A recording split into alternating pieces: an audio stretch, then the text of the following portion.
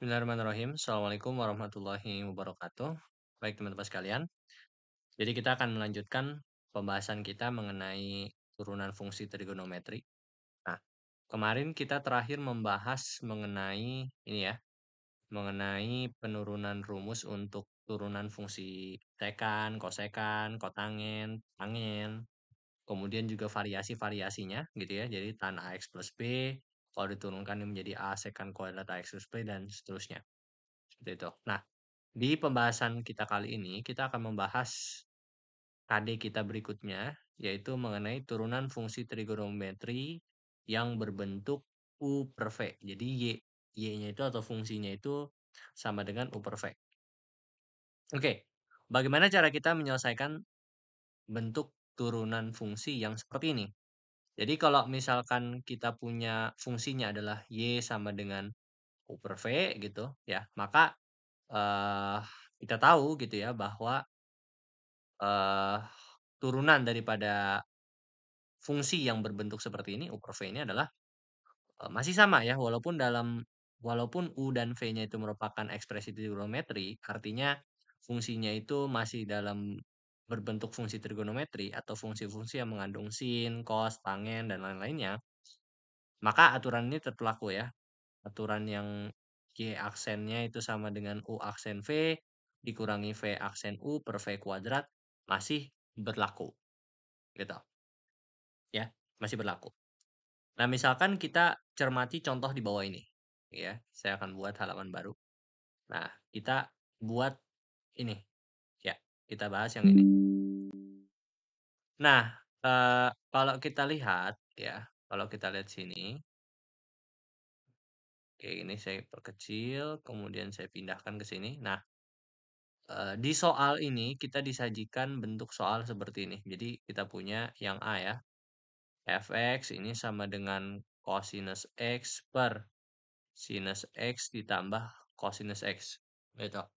Yang yang disuruh di soal ini adalah menentukan turunannya ya. Jadi kalau, menentukan turunan, berarti kita lihat ya, karena kita butuhnya di sini, untuk menurunkan kita butuh menentukan U-nya siapa, V-nya siapa, kemudian U aksennya apa, V aksennya apa, maka kita tentukan dulu itu, gitu. Jadi biar kita lebih gampang. Kalau kita lihat, kita misalkan yang di atas itu sebagai U, berarti dia ini cosinus X. Nah, sedangkan yang di bawah ini sebagai U aksen. Ya, berarti U aksennya apa? U aksen ini sebagai turunan daripada cosinus X. Turunan terhadap X. Berarti apa? Minus sinus X gitu. Kemudian V-nya. V-nya kita misalkan yang bawah. Berarti sinus X ditambah cosinus X. Berarti turunannya apa? Sin X turunannya adalah cos X. Cos X turunannya adalah min sin X. Maka untuk menentukan fx-nya, ya f aksen x-nya berarti f aksen x adalah turunan daripada ini ya. Saya tuliskan d dx. Saya tuliskan dulu cosinus x per sinus x tambah cosinus x. Maka f aksen x-nya ini sama dengan u aksen v dikurang uv aksen, sama saja ya, per v di kuadrat gitu. Yang mana ini sama dengan ya f aksen x ini sama dengan u aksennya adalah minus sinus x dikalikan dengan v, yaitu sinus x tambah cosinus x dikurangi dengan u. U-nya adalah tadi cosinus x dikalikan dengan v aksen, yaitu cosinus x minus sinus X gitu per V kuadratnya ya berarti kan sin X plus cos X kuadrat gitu kan ya, berarti sin X ditambah cosinus X di kuadrat. Nah, berarti F aksen X ini sama dengan ini berapa jadinya? Kalau kita kalikan ke dalam berarti ini jadinya minus atau eh ya betul ya, bener sih. Ini berarti jadinya minus sin kuadrat X minus cos kuadrat X. Ini jadinya minus cos kuadrat X, ya kan? Plus sin X cosinus X. Ini kalau dikalikan dalam minnya juga ya. Minus cosinus kuadrat X plus sin X cos X. Dibagi dengan, ini kalau kita ekspansi, ini berarti jadinya sinus kuadrat X ditambah kosinus kuadrat X ditambah 2 sin X cos X. Gitu ya. Berarti F aksen X ini sama dengan berapa?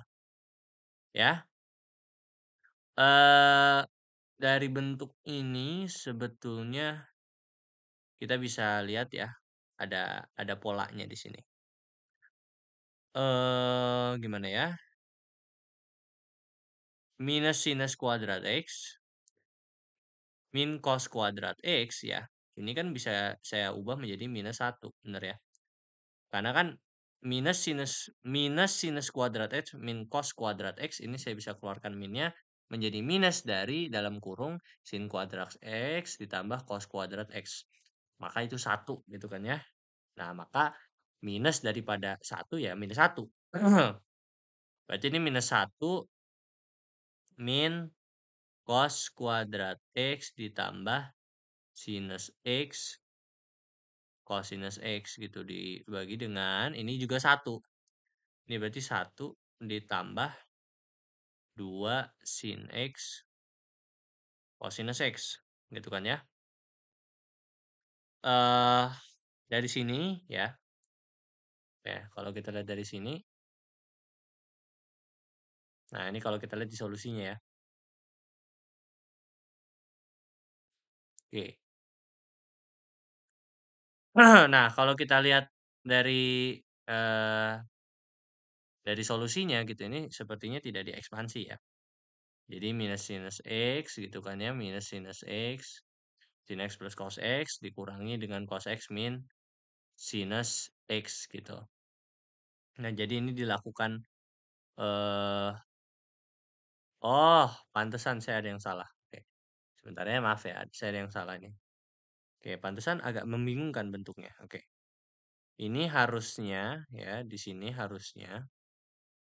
Nah, ini ya. Ini harusnya minus sin X minus sin X cos X gitu. Makanya salah gitu ya. Dan ini minus cosinus kuadrat X plus sin X cos X gitu. Dibagi dengan ini nggak usah diekspansi ya. Sin X plus cos X kuadrat. Maka F aksen X ini dengan ini bisa saling cancel gitu ya. Saling meniadakan. Maka tersisa ya di sini minus sinus kuadrat X min cos kuadrat X. Cos kuadrat X yang mana kita bisa simplifikasi menjadi minus 1 per sin X plus cos X di kuadrat. Nah, ini adalah bentuk paling sederhananya dari yang nomor A. Nah, yang nomor B ini cukup panjang gitu ya. Jadi kalau kita cari solusinya Anda bisa lihat di sini ya. Solusinya seperti ini ya. Saya nggak akan menunjukkan caranya, tapi prinsipnya sebetulnya sama. Ya, jadi saya memberikan yang A ini sebagai bentuk gambaran bagaimana penerapan dari rumusnya ini nih. Tapi ya memang eh, kalau Anda mau coba ya cukup panjang memang ya karena bentuk bentuk fungsinya seperti ini. Ya, jadi U-nya adalah 2 sin theta min cos theta. Maka kalau diturunkan dia menjadi 2 cos theta plus sin theta gitu kan ya benar ya. Ini kan sin jadi cos, ini cos jadinya min sin, jadi plus. Kemudian yang V-nya yang bawah berarti sin theta ditambah 3 cos theta, V aksennya ini berarti sin theta menjadi cos theta dan cos theta ini menjadi min sin theta menjadi min 3 sin theta.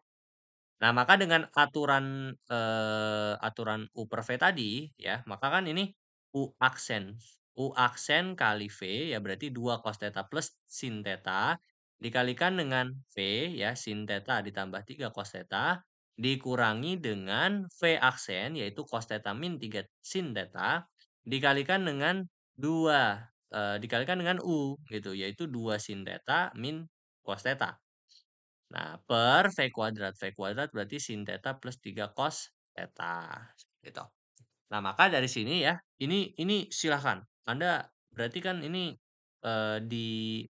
disimplifikasinya dengan cara apa? Ya, ini kita berarti kali-kalikan ke dalam 2 cos theta kali sin theta, kemudian kali 3 cos theta ya. Kemudian yang sin theta dengan sin theta lagi, sin 3 cos theta ini kalikan lagi. kalikan-kalikan lagi, dan kita dapat nanti persamaan seperti ini, dan nanti ketika disimplifikasi, dapat 7 per sin theta plus 3 cos theta, gitu. Nah, ini adalah cara manualnya. Nah, maka turunan pada yang B ini memang kita lihat terasa memang panjang. Nah, sebetulnya ada formula untuk menemukan untuk menemukan turunan dengan fungsi yang bentuknya seperti ini, gitu.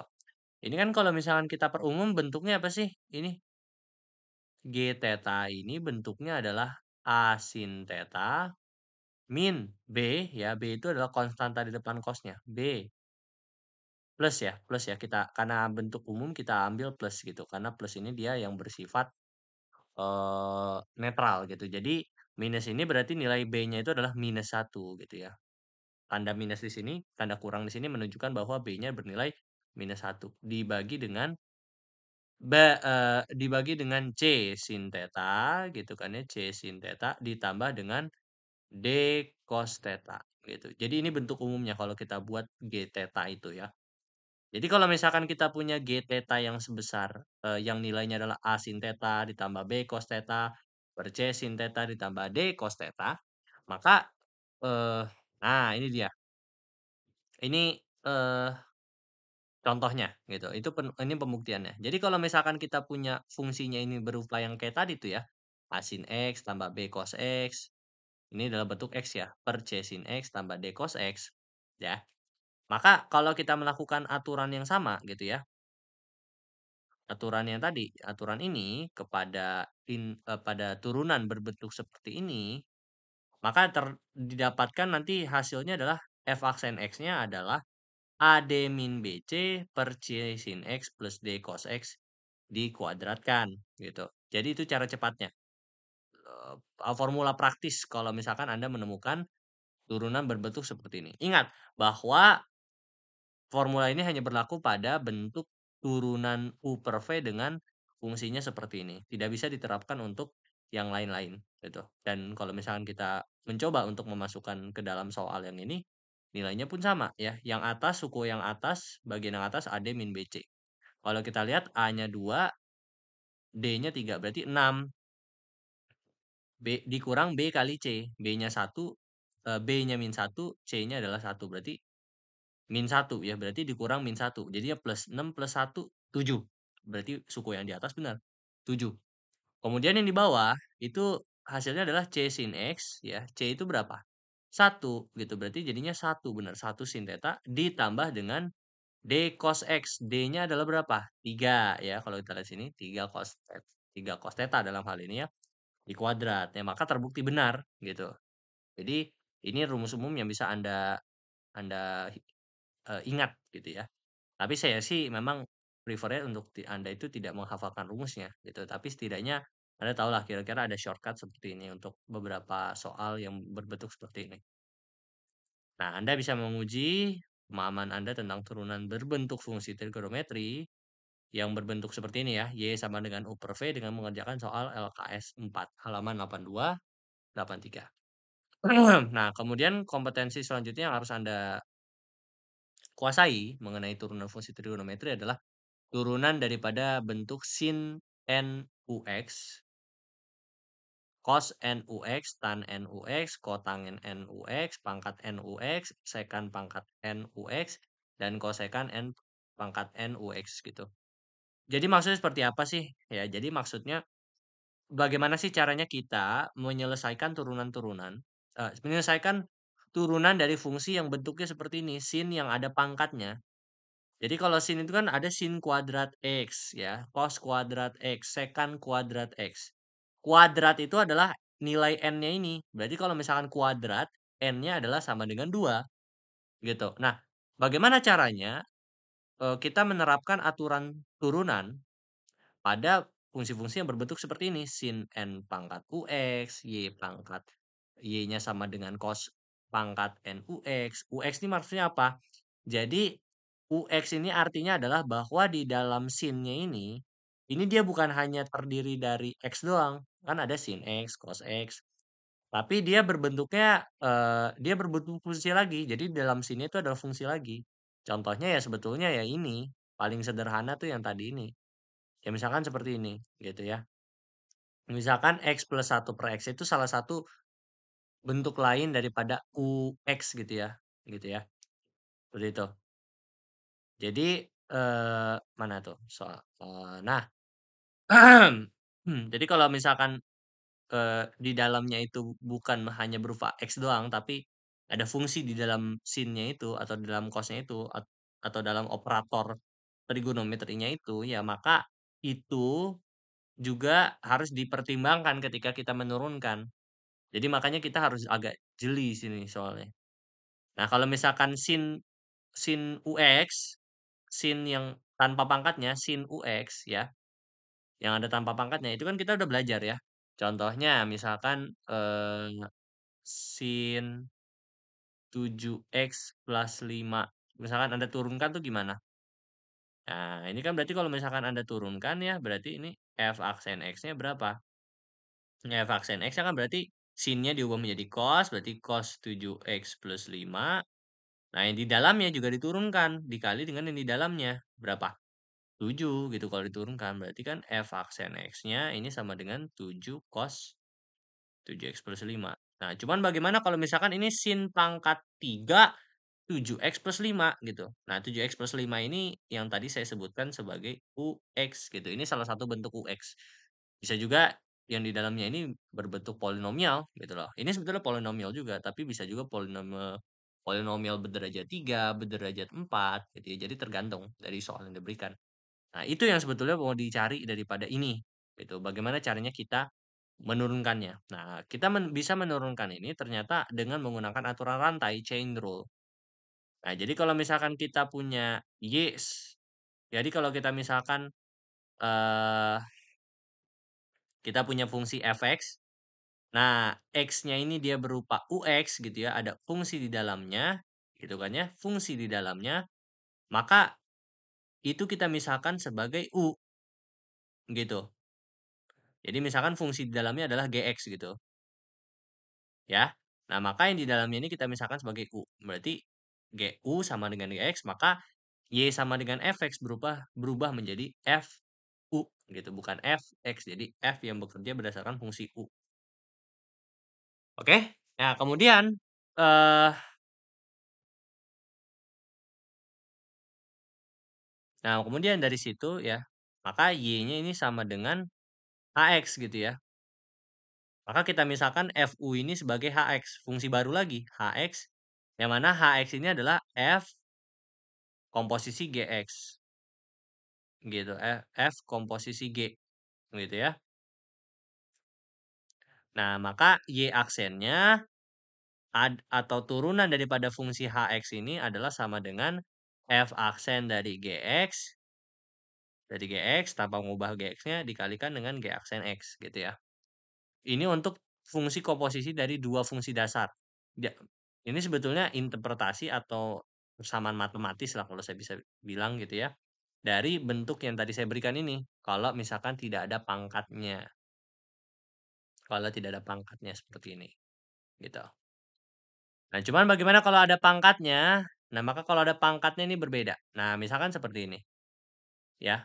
Nah, ini adalah cara kita menyelesaikannya. Jadi kalau misalkan kita punya Y sama dengan sin pangkat NUX, maka Y aksennya, kita kan mau mencari berarti DDX dari sin pangkat NUX ini sendiri.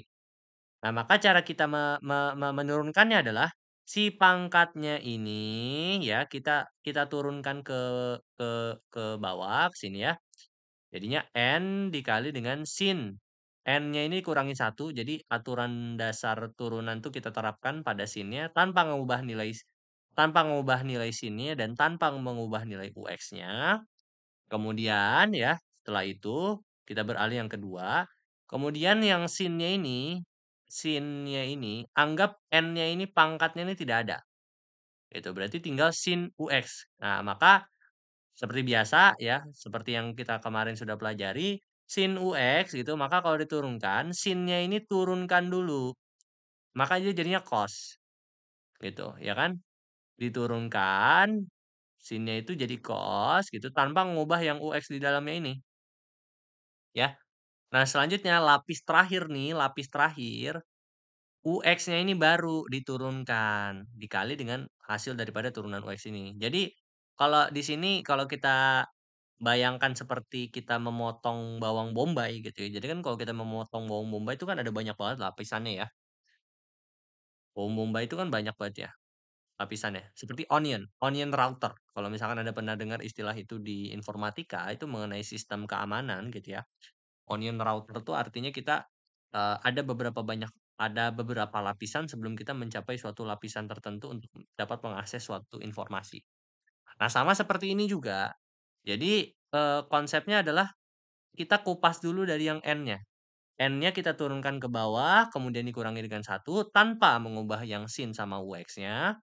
Kemudian di lapisan kedua, N-nya ini kita hilangin, anggap sudah kita kupas gitu. Maka sin-nya ini kita turunkan tanpa memperhatikan nilai N-nya ya, karena kita anggap N itu kayak udah dikupas aja gitu. Maka tersisa sin UX gitu. Maka sin ya, lapisan kedua sin-nya kita ubah menjadi cos ya, kita turunkan sin-nya. Tapi UX-nya jangan diubah gitu.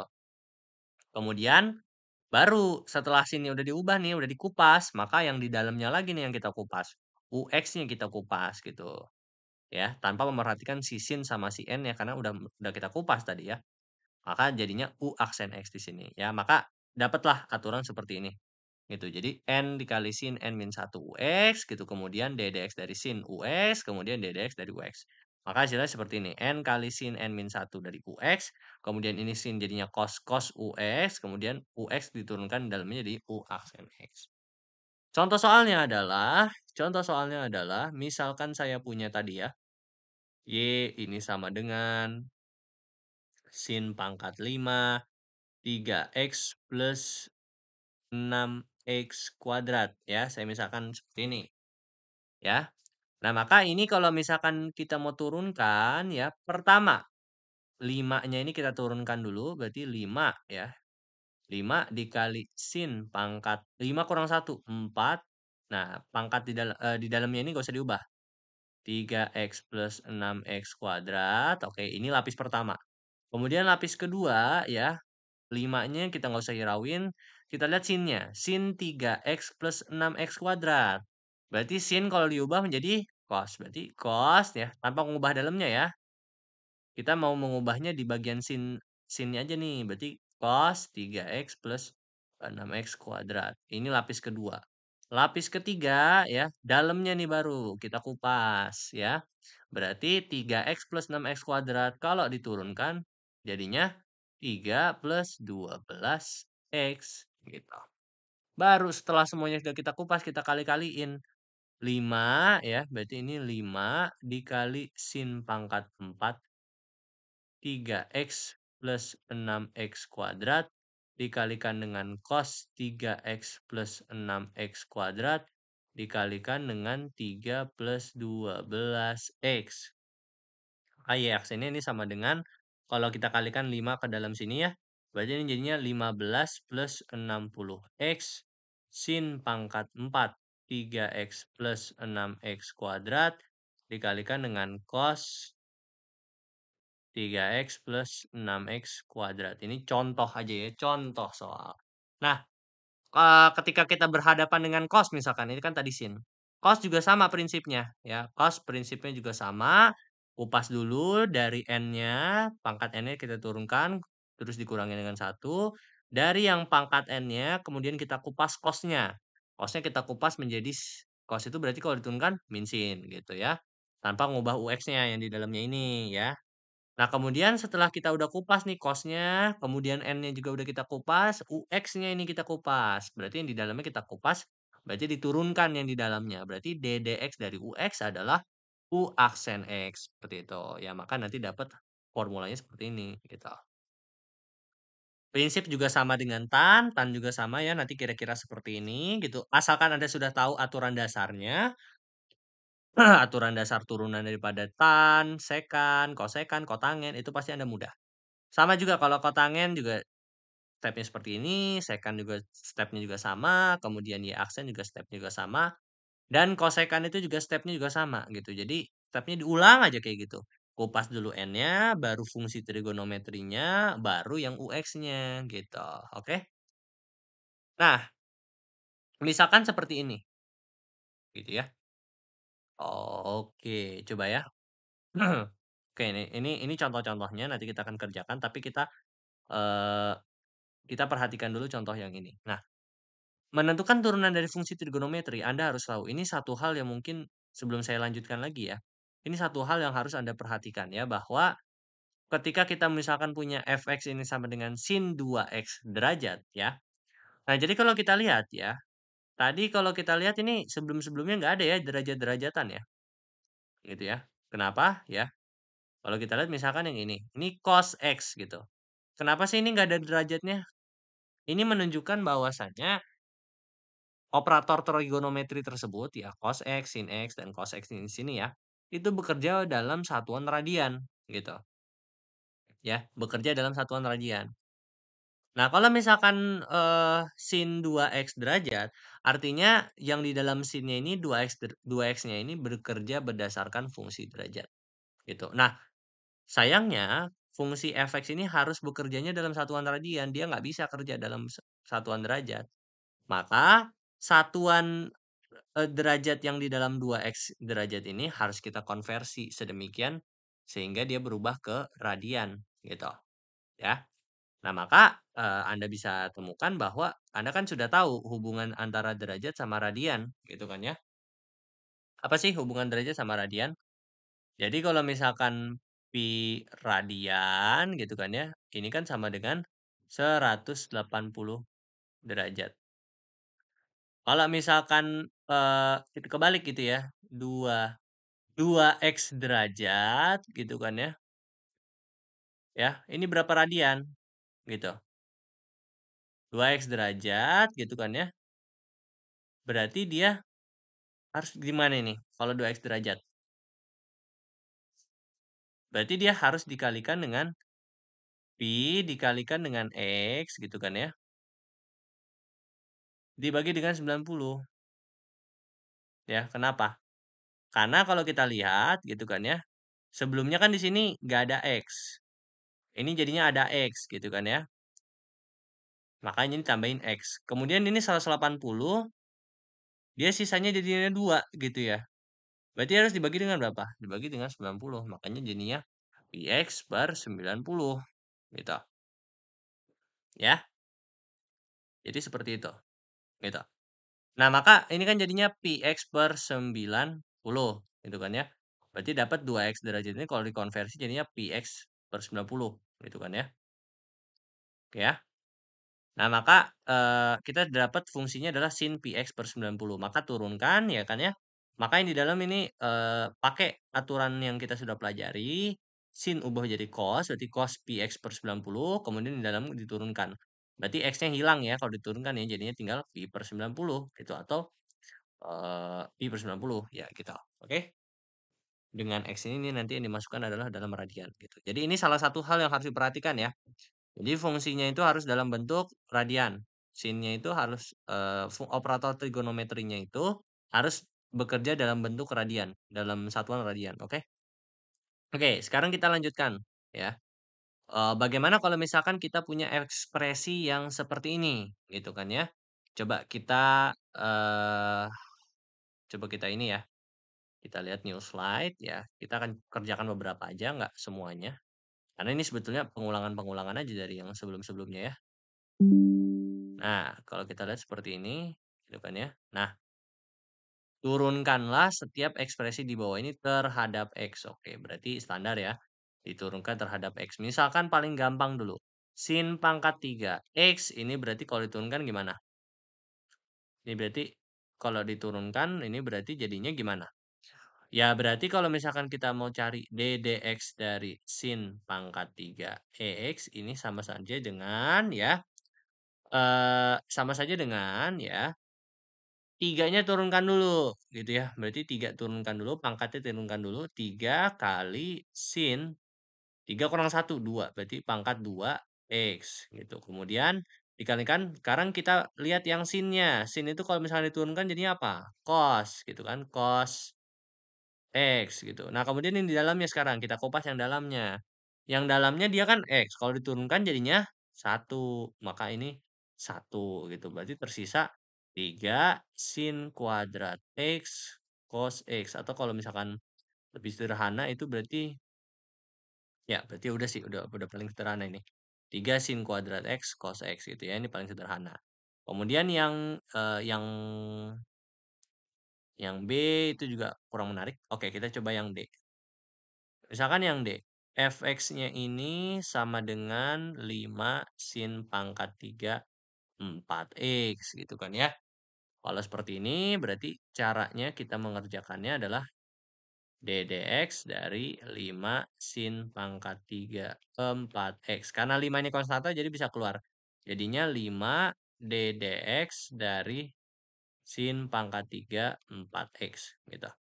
Nah, berarti ini jadinya gimana? 5 dikalikan dengan pangkatnya dulu. Berarti 3 sin 3 kurang 1 2 4x. Oke. Kemudian kita lanjutkan yang sinnya. Sinnya kalau kita ubah menjadi apa? Cos. Berarti cos 4x. Sekarang yang dalamnya 4x kalau diturunkan jadinya apa? 4 gitu. Maka ini kalau kita simplify 5 bukan 15 ya. Berarti 60 sin pangkat 2 4x kosinus 4x. Atau ini bisa diubah menjadi 30 sin 8x cos 4x. Bener nggak? Ini yang D ya. Yang D mana? Kok nggak ada jawabannya yang D? Ya, nggak ada ya. Ya, oke, nggak ada. Jadi ini jawabannya. Ini bisa ya. 30 sin 8x ya. Kenapa sin 8x ya? Mungkin saya agak terlalu cepat ya. Ini kan sebetulnya seperti ini. Jadi 60 ini kan bisa saya bagi menjadi 30 dikali 2 sin 4x. Ini kan sin kuadrat x berarti terdiri dari sin 4x kali sin 4x. Ini kan saya bisa pisah menjadi 2 sin 4x cos 4x dan ini sin 4x lagi gitu. Berarti ini jadinya berapa? 2 sin 4x cos 4x itu kan sama aja analog dengan bentuk eh du sin 2 alfa gitu atau sin 2x gitu. Tapi ini sin-nya berubah menjadi sin sama cos-nya jadi 4x gitu ya. Maka ini menjadi 30 dikalikan dengan sin sin 8x gitu. Dikalikan dengan sin 4x gitu. Nah, maka ini jawaban akhirnya gitu ya. Oke. Sekarang kita coba yang yang E ya, ini terakhir ya. Yang E misalkan eh, tangen pangkat 4 2x gitu. Jadi ini fx-nya. Kalau misalkan dicoba diturunkan, berarti fx ini sama dengan ddx ya. Ini kita nah,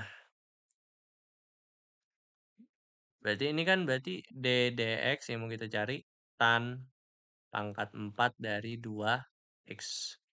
Langkah-langkahnya sama ya, berarti turunkan dulu pangkatnya berarti 4 tangen kurang 1 ya, 3 2x gitu kan ya. Kemudian dikalikan dengan ya, tannya kita ubah menjadi turunannya ini berarti sekan kuadrat dari 2x. Kemudian yang baru ini dalamnya kita turunkan 2x, turunkan jadinya 2. Berarti ini jadinya berapa? Jadinya adalah 8 tan pangkat 3 2x sekan kuadrat 2x. Ini jawabannya berarti ya. Yang E berarti eh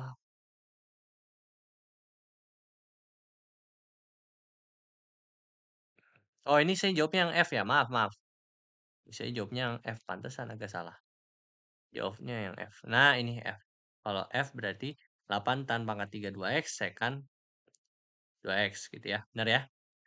Nah, yang E juga kurang lebih caranya juga sama gitu ya. Oke, Anda dapat menguji pemahaman tentang turunan dari sin pangkat NUX, cos pangkat NUX, tan pangkat NUX, dan seterusnya dengan mengerjakan soal LKS 5 halaman 89 sampai dengan 91. Oke. Oke, sekarang kita lanjutkan ke KD-kitas berikutnya, yaitu turunan tingkat tinggi untuk fungsi trigonometri. Ya, ini 2.3. Jadi pada pada, turunan fungsi trigonometri, lebih khususnya, itu ada beberapa pasal yang harus kita bahas gitu ya, beberapa pembahasan yang harus kita bahas. Jadi yang pertama ini ya, fungsi untuk trigonometri dalam bentuk implisit, kemudian pengembangan turunan pertama, kemudian kita juga membahas mengenai turunan kedua ya. Turunan kedua itu maksudnya apa sih? Turunan kedua itu nanti kita akan bahas adalah turunan pertama, kemudian diturunkan lagi. Jadi ya seperti namanya kita menurunkan 2 kali gitu ya. Secara harafiah sebetulnya seperti itu. Turunan kedua tuh maknanya seperti itu. Sama juga kalau misalkan saya bilang turunan ketiga, berarti saya menurunkan suatu fungsi sebanyak 3 kali gitu. Hingga kemudian turunan ke n dan kita akan coba melibatkan ekspresi limit ya. Kita akan coba membahas mengenai ekspresi limit yang melibatkan prinsip turunan fungsi.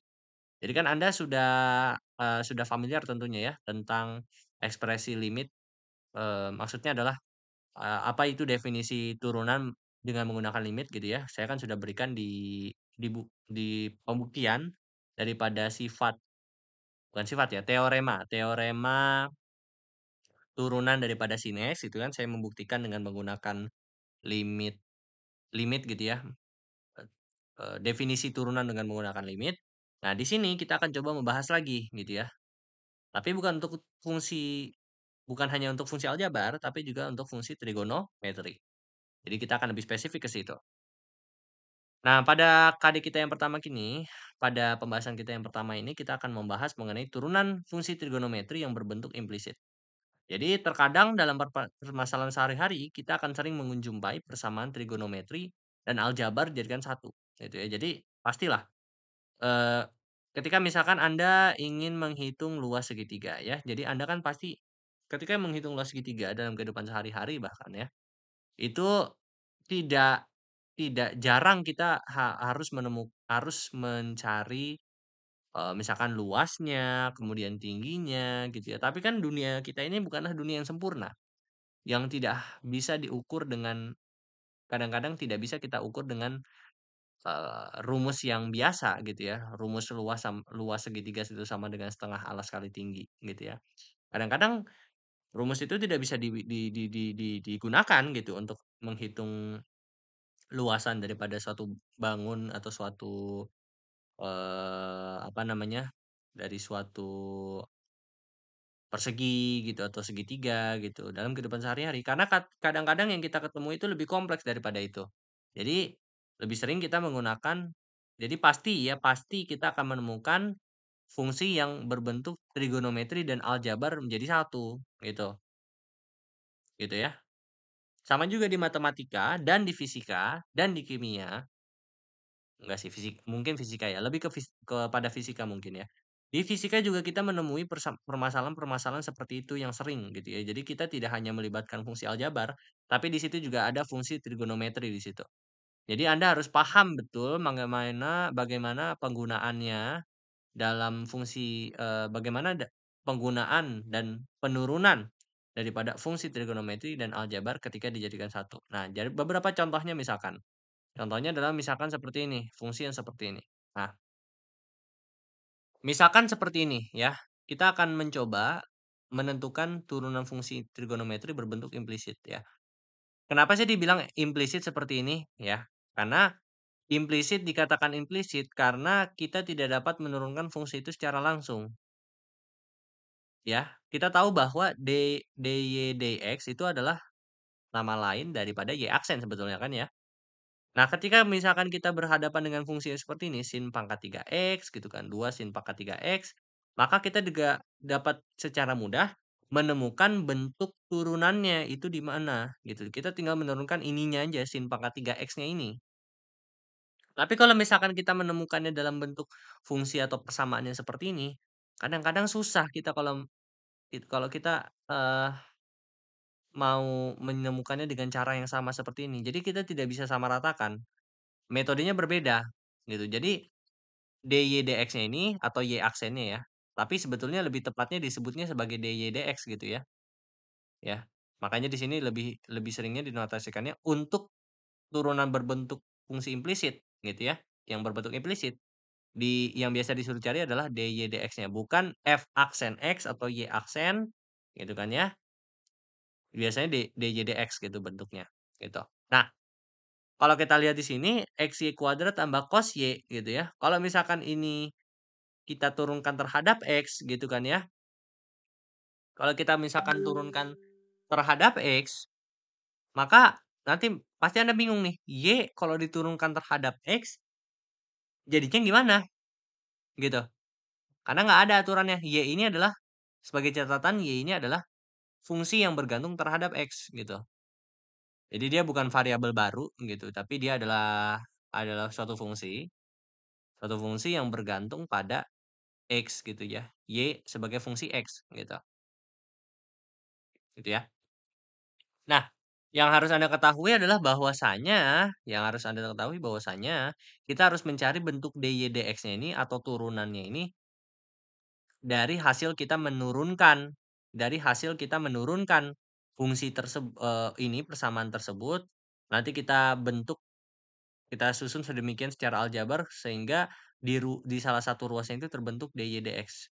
Jadi nggak bisa kayak yang kayak gini gitu ya, yang kita tinggal menurunkan. Kita nggak usah ribet-ribet masalah dy dx-nya. Nah, kalau di sini kita memang harus agak ribet. Kita harus nyari dy dx-nya itu di mana gitu. Gitu ya. Oke. Nah, sebagai contoh misalkan yang ini. Ya, memang agak sulit ini ya, untuk turunan berbentuk implisit ini. Tapi kita akan coba ya, kita akan coba mengeksplor. Misalkan Anda disuruh menentukan turunannya atau dy dx-nya ya. Kalau misalkan fungsi implisit, saya bilangnya dy dx-nya ya. Jadi yang di sini yang kita mau cari adalah dy dx dalam bentuk x dan y pada setiap ekspresi di bawah ini. Jadi misalkan xy kuadrat ditambah cos y ini sama dengan 0. Mana sih turunannya gimana? Dy dx-nya gimana? Nah, ini cara kita menemukannya adalah kita turunkan kedua ruas. Jadi dy dx kita turunkan terhadap x gitu kan ya. Karena di sini yang cari adalah dy dx gitu ya. Jadi kita turunkan terhadap x, variabel x. Makanya dy dx dari xy kuadrat ditambah cosinus y yang ini sama dengan d dx daripada 0 gitu ya. Ini kita turunkan ya kedua ruas. Nah, kemudian ya, ini kan kita bisa lakukan turunan sederhana, ini berarti d dx xy kuadrat ditambah d dx dari cos y. Nah, d dx dari 0 kan 0 gitu kan ya. Nah, oke. Oke, bagaimana cara menurunkan y gitu kan ya. Nah, karena y ini adalah fungsi yang bergantung pada x, jadi ini sama saja dengan u pangkat x gitu ya. Bentuk ux gitu. Nah, kalau misalkan Anda sudah belajar yang misalkan sin ux gitu kan ya, kalau misalkan diturunkan kan ini berarti ini jadinya gimana? Sin dari ini kan berarti kalau diturunkan ini berarti jadinya sinnya kita ubah menjadi cos gitu kan ya, berarti ini cos ux gitu kan ya. Kemudian ux-nya ini diturunkan yang dalamnya. Ini berarti jadinya u aksen x gitu kan ya. Nah, sama juga seperti ini ya. Kalau misalkan yang y berarti diturunkan dia aturan juga seperti itu. Gitu ya. Jadi anggap y ini adalah fungsi yang bergantung pada x gitu. Jadi suatu fungsi gitu. Nah, maka gitu kan ya. Nah, ini kan karena ini perkalian, ini dua-duanya dua fungsi variabel berubah ya. Walaupun dia y, tapi dia bukan dianggap sebagai konstanta karena y ini sebetulnya bentuk bentuk bentuk kecil, bentuk yang dipersimplified, bentuk yang disimpelkan dari bentuk yx ini. Jadi ini sebenarnya y ini adalah y sebagai fungsi x. Jadi ini juga y sebagai fungsi x. Jadi nggak bisa mentah-mentah kita keluarkan gitu ya, karena dia bukan konstanta. Dia adalah suatu fungsi yang berubah bergantung pada x, gitu kan ya. Maka ini ya, maka ini kalau misalkan kita mau turunkan, kita ya ini berarti kan pakai UV lagi ya. Pakai U sama V lagi ya. Nah, U-nya kita misalkan ini sama dengan X, maka U aksennya kan ini sama dengan 1. Kemudian yang V-nya ini adalah Y kuadrat. Kalau misalkan diturunkan ya, perhatikan ya, perhatikan. Ketika diturunkan berarti anggap anggap ini anggap bahwasanya dia seperti sin gitu ya. Aturannya sama kayak si sin ini, sin UX. Nah, berarti Y-nya ini kita biarkan dulu gitu kan ya. Y-nya ini kan kita mau turunkan terhadap dx gitu ya. Kalau misalkan saya notasikan ya. Dx daripada Y kuadrat. Di mana Y ini bergantung pada X gitu kan ya. Berarti kan ini sama nih. 2-nya ini kita turunkan dulu. Berarti 2YX. Y-nya ini pangkat 1 jadinya. Jadi nggak usah ditulis. Dikalikan dengan sekarang YX-nya ini diturunkan terhadap DX gitu. Berarti jadinya DYX DX gitu. Maka dituliskannya berarti jadinya 2Y kalau kita hilangkan X-nya ya. Karena kita mau mensimplify. Berarti jadinya 2Y kali DY DX. Dapat deh ini nanti dapat DY DX-nya gitu. Maka ini ya, ini hasil turunannya berarti Y kuadrat. Kalau diturunkan berarti jadinya 2Y DY DX. Paham ya? Jadi aturannya itu kira-kira sama kayak si sin ini. Jadi si YX-nya ini ya. Jadi jangan anggap Y-nya ini sama seperti suatu konstanta gitu. Karena Y ini adalah suatu fungsi yang bergantung terhadap X. Jadi kita harus perhitungkan juga dia sebagai suatu variabel yang bisa nilainya berubah-ubah bergantung terhadap nilai yang dipilih gitu. Gitu ya. Nanti kita akan latihan lagi. Oke, kita dapat ya kira-kira bentuknya seperti ini. Maka kalau seperti ini kan kita kali silang aja ya. Berarti ini jadinya X V aksen, berarti U kali V aksen, berarti X dikalikan dengan 2Y DY DX, ditambah dengan cos Y, ya sama. Sama. Cos Y, ya, ini kan cos Y, gitu kan ya. Kalau diturunkan, gitu, berarti di sini D DX dari cos Y, berarti cos-nya turunkan dulu, ya. Cos-nya turunkan dulu berarti menjadinya min sin Y, gitu. Nah, kemudian di dalamnya diturunkan, ya. Berarti diturunkan dalamnya berarti kita turunkan terhadap X, DDX. Berarti DDX aslinya kan YX, ya kan? Ini juga YX. Nah, cuman dihilangkan aja X-nya untuk mensimplify gitu. Jadinya min sin Y DY DX seperti itu. Maka dapat gitu. Dapat hasilnya berapa? Dapat hasilnya di sini adalah min sin Y DY DX gitu. Ini sama dengan 0. Bisa pisahkan ya. Nah, maka hasilnya adalah seperti ini ya. Kalau kita simplify. 2XY DY DX min sin Y DY DX ini sama dengan 0. Oke? Ya? Paham ya? Paham ya? Oh ya, saya lupa. Oke, ini baru aja. Baru pantesan kayak kayak saya ada yang janggal gitu. Nah, eh ini jangan lupa ini ditambah juga nih ya. Ini pantesan ada yang salah. Ini X kali 2Y DY dx, kemudian ini 1 kali Y kuadrat gitu ya. Berarti ini Y di kuadrat. Nah, kemudian ditambah sama yang tadi gitu ya. Karena dia minus jadinya dikurang. Min sin Y DY dx. Oke, baru ya. Pantesan tadi ada yang janggal.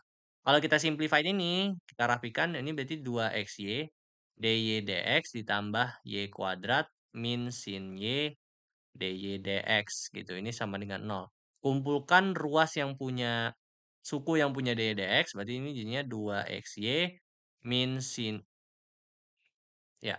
Min sin Y, kemudian DY dx-nya keluarkan, DY dx, kemudian Y kuadrat kan pindah, jadinya minus, minus Y kuadrat.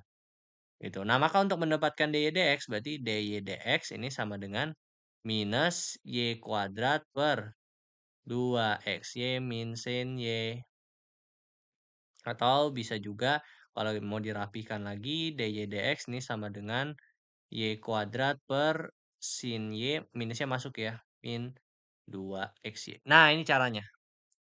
Sama ya Y kuadrat sin Y min 2XY. Salah. Y kuadrat sin Y min 2XY. Sama ya. Jadi aturan untuk turunan implisit seperti itu. Jadi kita mencari bentuk DY dx-nya sendiri gitu. Jadi kita tidak disuapin gitu. Jadi Anda harus mencari sendiri gitu. Nah, sama juga kalau misalkan kita punya bentuk ekspresinya adalah yang B. Yang B itu adalah yang B itu tadi seingat saya apa tadi? 3x sin Y ini sama dengan tangen Y. Nah, ini kita turunkan kedua ruas ya dengan kita turunkan kedua ruas dengan dx ya. Karena ya ini kan fungsi yang bekerja terhadap x gitu ya.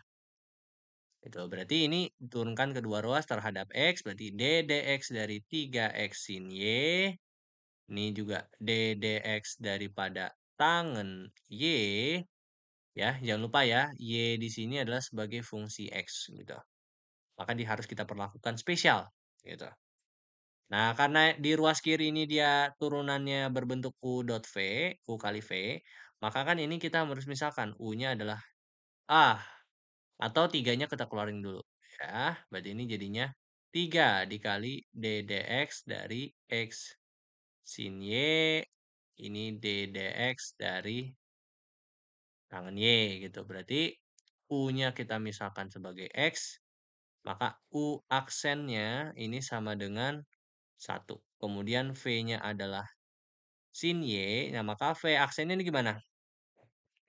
Berarti V aksennya adalah sinnya ubah dulu jadi cos. Berarti cos Y. Kemudian yang di dalamnya kita turunkan terhadap D dx gitu. Berarti D dx kali Y gitu. Turunkan terhadap Y. Berarti DY dx gitu. Ngerti ya? Ya. Jadi dalamnya turunkan dia diturunkan terhadap dx, d dx ya bahkan jadinya dia dy per dx seperti itu. Maka sederhana kan? Kalau ini kita kalikan lagi gitu kan ya. Berarti ini jadinya di ruas kiri ya. 3 dikalikan dengan x kali cos y dy dx ditambah dengan 1 kali sin y. Gitu kan ya. Nah, ini sama dengan tangen y. Tangen y berarti kan turunan yang tangannya dulu. Apa? Sekan. Sekan kuadrat y-nya nggak usah diubah gitu. Kemudian y-nya ini kita turunkan terhadap dx, ddx. Berarti ini jadinya dy per dx. Seperti itu. Berarti ini kalau kita simplify berarti jadinya 3x cosinus y dy dx plus 3 sin y ini sama dengan sekan kuadrat y dy dx. Kumpulkan suku yang punya dy dx berarti ini jadinya 3x cosinus y minus sekan kuadrat y dy dx ini sama dengan minus 3 sin y. Ya. Nah, maka di sini kalau kita lihat, maka kita dapatkan dy dx-nya ini sama dengan minus 3 sin y per gitu kan ya. 3x cosinus y min sekan kuadrat y. Atau dalam hal ini kita bisa masukkan minusnya. Ini jadinya sekan kuadrat y minus 3x cosinus y. Ini jawabannya. Tuh, kalau kita lihat benar ya. 3 sin y, sekan kuadratnya min 3x cos y. Seperti itu. Gampang ya? Nah, ini juga sama gitu ya. Jadi kalau misalkan kita disuruh mengevaluasi d dx pada titik 1,1 gitu ya. Formulanya juga sama. Jadi ini diturunkan dulu gitu kan ya. Ini jadi kan 2x min ini pakai aturan perkalian bla bla bla bla bla nanti kan dapat ya dy dx-nya segini. Nah, ketika disuruh dievaluasi 1,1 ya, berarti kan ini kan titik sebetulnya. Ya, jadi ini sebagai x-nya, ini sebagai y-nya. Maka masukkan nilai x, y-nya ini kepada dy dx-nya ini, gitu. Masukkan ini ke dalam dy dx-nya ini, gitu. Maka akan dapat nih nanti nilai dy dx-nya adalah min 1. Jadi dy dx pada titik 1,1 adalah min 1. Seperti itu. Oke.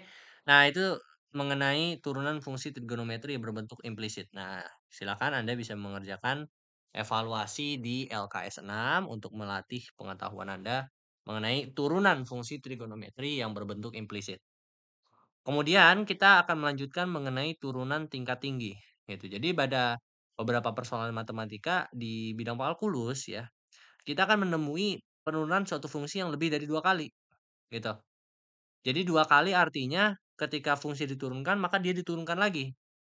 Bisa juga diturunkan lagi diturunkan lagi diturunkan lagi. Nah, maka turunan fungsi yang kita sebut tadi, yang saya sebutkan tadi, itu disebut sebagai turunan tingkat tinggi, yaitu turunan fungsi yang dia itu diturunkan lebih dari satu kali. Nah, turunan tingkat tinggi dari misalkan fungsi y sama dengan fx dapat dilihat pada tabel berikut. Ini untuk notasinya ya, notasi untuk turunan tingkat tinggi. Jadi misalkan kalau untuk turunan kedua itu bisa notasinya itu y double aksen ya, double aksen double menunjukkan bahwa dia diturunkan sebanyak 2 kali.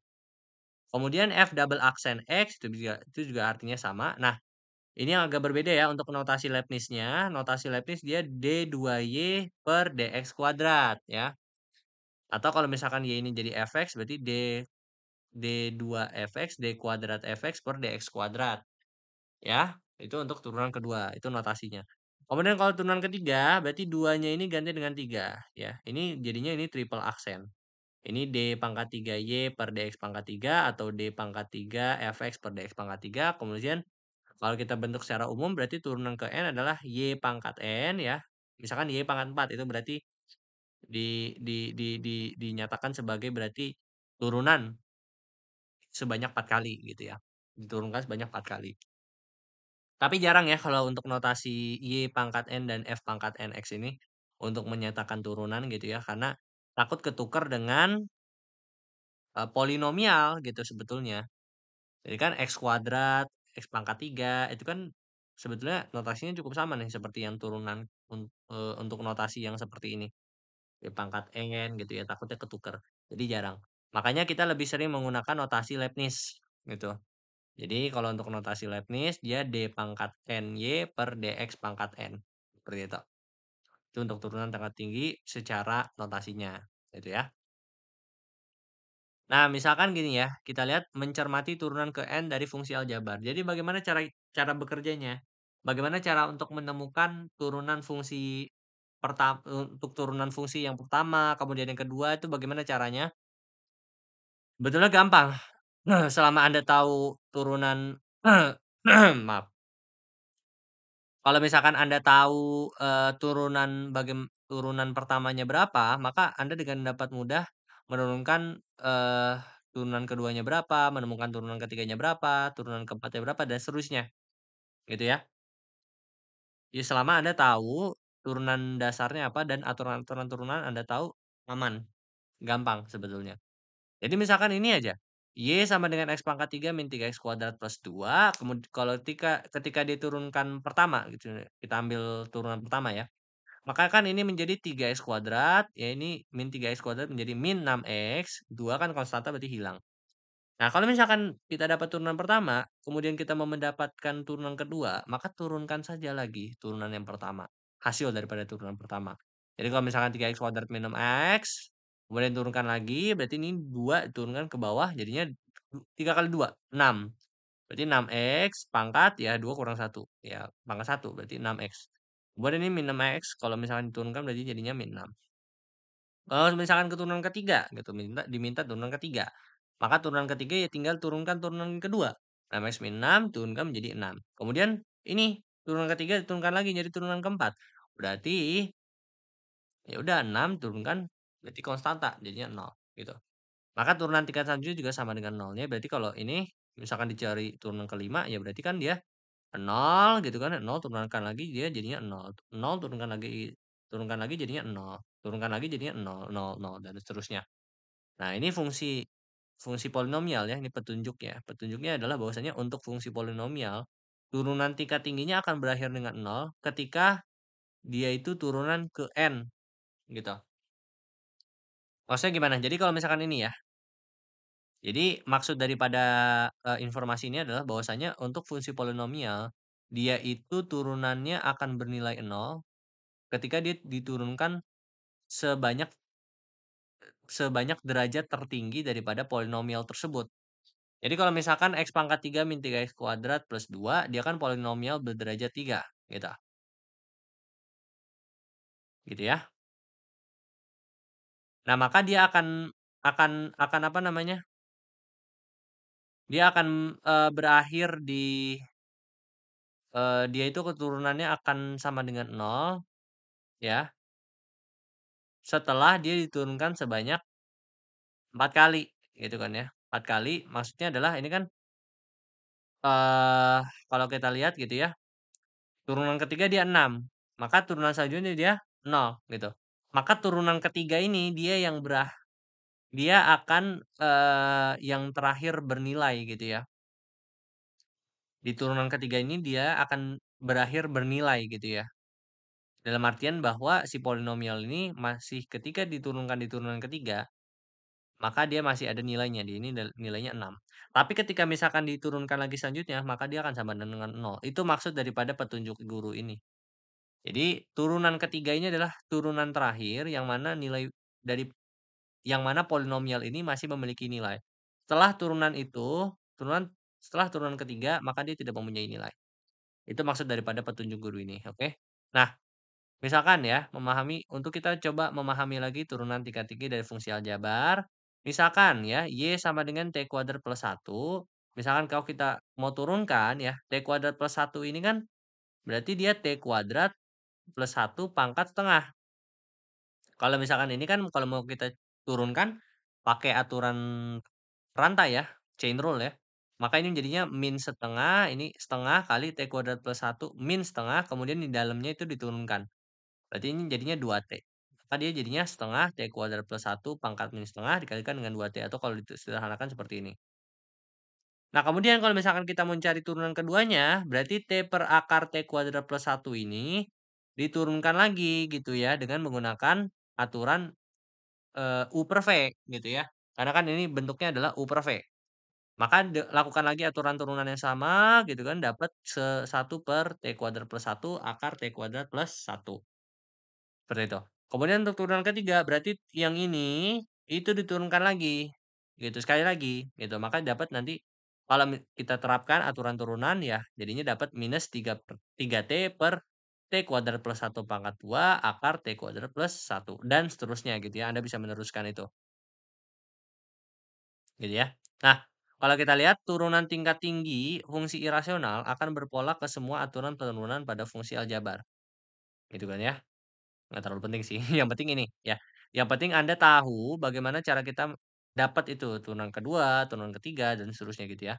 Nah, Anda dapat menguji pemahaman Anda tentang turunan tingkat tinggi dengan mengerjakan soal LKS 7. Jadi sebetulnya kalau menurut saya sih turunan pertama, turunan kedua, turunan tingkat tinggi gitu ya, sebenarnya tidak ada beda jauh dengan turunan-turunan yang biasa gitu. Hanya saja kita hanya memerlukan extra work di situ ya, tidak ada konsep yang baru, oke? Nah, sekarang yang terakhir 2.3.3 ekspresi limit yang melibatkan konsep turunan. Jadi konsep turunan maupun notasi turunan itu pasti sering dilihat dalam persoalan kontekstual limit. Apalagi, ini akan dijumpai pada model soal matematika IPA pada tes masuk perguruan tinggi, ya. Nah, kita ingat bahwasanya, Y sama dengan Fx, ya. Maka kalau misalkan kita punya Y sama dengan Fx, maka kalau kita mau mencari turunannya, F aksen X-nya, dalam ekspresi limit itu adalah limit H menuju ke nol dari Fx plus H dikurangi dengan Fx dibagi dengan H. Itu pasti Anda saya yakin sudah ingat. Nah, ini adalah satu-satu ekspresi, limit ya, yang melibatkan turunan, gitu. Karena limit ini menunjukkan arti turunan berdasarkan limit, gitu. Ini harus Anda pahami, gitu. Bukan hanya sebagai rumus, tapi harus Anda explore bentuk ini, gitu ya. Nah, kemudian ada juga aturan L'Hopital, ya, itu juga melibatkan konsep turunan, gitu ya, dalam limit, ya. Kenapa? Karena kalau dalam, aturan L'Hopital, gitu ya, L'Hopital itu menyatakan bahwa kalau ketika misalkan kita punya limit X menuju ke A dari Fx per Gx, ya, maka limit ini ya sama saja kalau kita L'Hopitalkan sama saja nilainya dengan limit X menuju ke A dari F aksen X per G aksen X gitu. Yang mana bisa juga dari L'Hopital ini kita dapatkan limit X menuju A ini juga akan sama dengan kita turunkan lagi, sekali lagi gitu. Berarti f aksen X jadinya f double aksen X sama dengan f double aksen X per G double aksen X gitu. Itu bentuknya gitu. Dan Anda kalau Anda lihat gitu ya, ini bentuk limit tapi melibatkan juga turunan. Nah, ini juga salah satu ekspresi yang harus Anda ingat gitu. Karena akan Anda temui pada model soal di tes masuk perguruan tinggi. Misalkan saja bentuk seperti ini. Misalkan aja bentuk seperti ini, gitu ya. Jadi kalau misalkan Anda dapat limit X menuju alfa dari sin X min sin alfa per sin X min alfa, gitu ya. Nah, oke, saya akan coba bahas gitu ya. Nah, nih ya kalau saya lihat di sini ya. Nah, kalau Anda lihat di sini, misalkan kita disuruh menyelesaikan ekspresi ini. Jadi kita dapat limit X menuju ke alfa, alfa ya, dari sin X min sin alfa per sin X minus alfa. Nah, bagaimana cara kita menyelesaikannya? Ya, bentuk ini sebetulnya bisa diselesaikan dengan cara ya, bisa diselesaikan dengan cara seperti ini, gitu ya.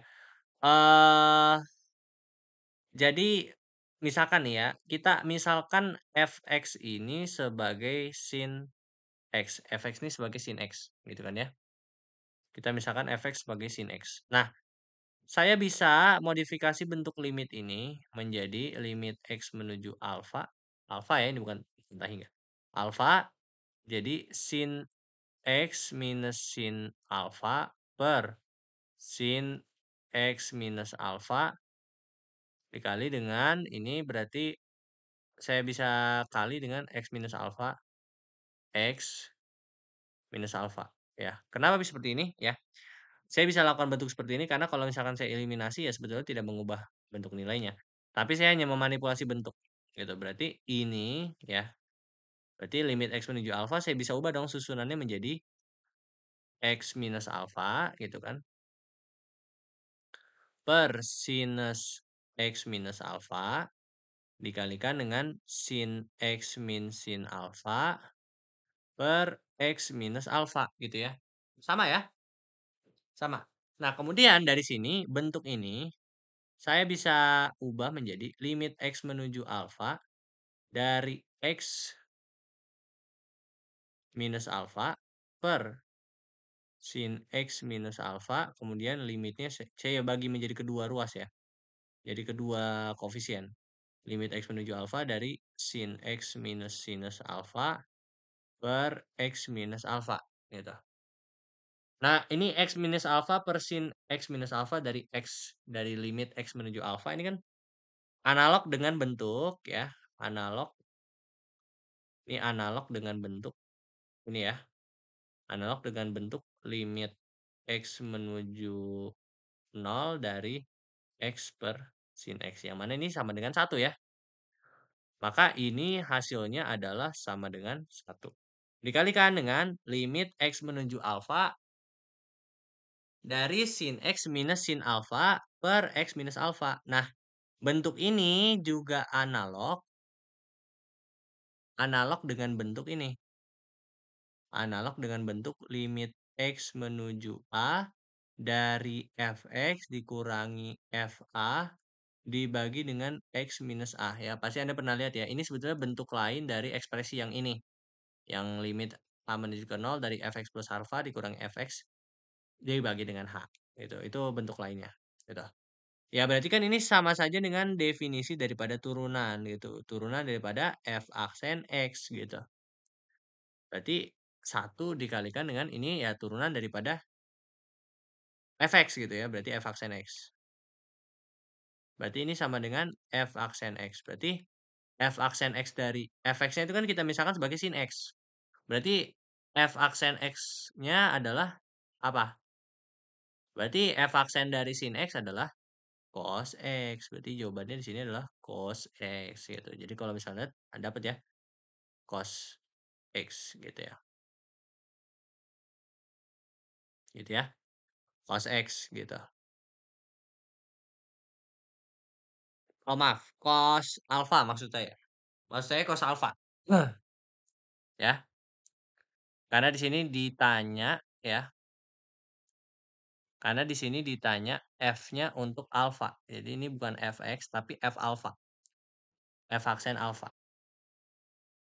Maka di sini jadinya f alfa.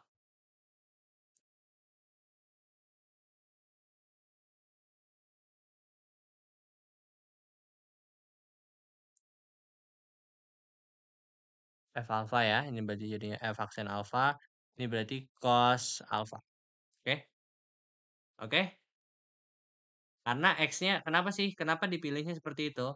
Karena X-nya ini dia menuju ke alfa. Maka kita anggap bahwa nanti ya sebetulnya kalau misalkan dengan menggunakan aturan yang sama gitu ya. Ini kita bisa anggap aja ini f aksen X tapi X-nya menuju ke alfa gitu.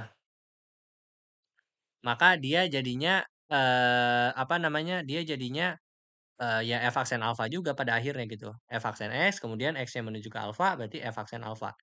Ya f aksen alfa ya cos alfa seperti itu. Oke? Nah, ini bentuk lainnya. Ya, ini bentuk lainnya ya. Jadi misalkan ada soal seperti ini gitu ya. Ini cukup menarik nih soalnya ya. Jadi kalau misalkan kita punya fx-nya ini sama dengan sin kuadrat x. Yang disuruh diselesaikan adalah misalkan limit h menuju ke tahingga. Berapa nilai limit h ketika limit dari fungsi ini h f aksen x plus 1 per h dikurangi f aksen x ketika h-nya itu menuju ke tahingga, gitu kan ya? Ya. Nah, cara kita menyelesaikan soal ini, ya caranya adalah kita memisalkan. Misal gitu, misalkan bahwa ini ya kita fokus ke seper h-nya dulu. Misalkan seper h ini kita anggap sebagai P. Jadi P sama dengan seper h.